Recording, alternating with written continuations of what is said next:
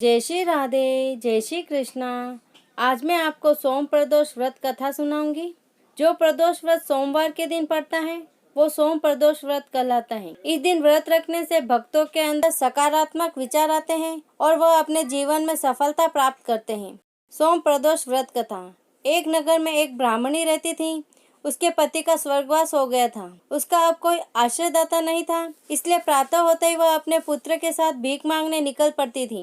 भिक्षाटन से ही वह स्वयं का और उसके पुत्र का पेट पालती थी। एक दिन ब्राह्मणी घर लौट रही थी तो उसे एक लड़का घायल अवस्था में कहराता हुआ मिला। ब्राह्मणी दयावश उसे अपने घर ले आई। वह लड़का विदर्भ का राजकुमार था। शत्रु सैनिक ने उसके राज्य पर आक्रमण कर उसके पिता को बंदी बना लिया था और राज्य पर नियंत्रण कर लिया था, इसलिए वह मारा मारा फिर रहा था। राजकुमार ब्राह्मण पुत्र के साथ ब्राह्मणी के घर रहने लगा। एक दिन अंशुमति नामक एक गंधर्व कन्या ने राजकुमार को देखा और उस पर मोहित हो गई। अगले दिन अंशुमति अपने माता पिता को राजकुमार से मिलाने लाई। उन्हें भी राजकुमार भाग गया। कुछ दिनों बाद अंशुमति के माता पिता को शंकर भगवान ने स्वप्न में आदेश दिया कि राजकुमार और अंशुमति का विवाह कर दिया जाए। उन्होंने वैसा ही किया। ब्राह्मणी प्रदोष व्रत करती थी।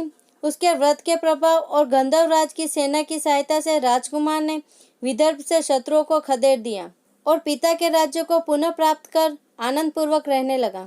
राजकुमार ने ब्राह्मण पुत्र को अपना प्रधानमंत्री बनाया।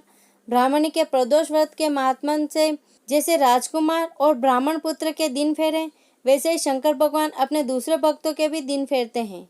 जय श्री कृष्णा।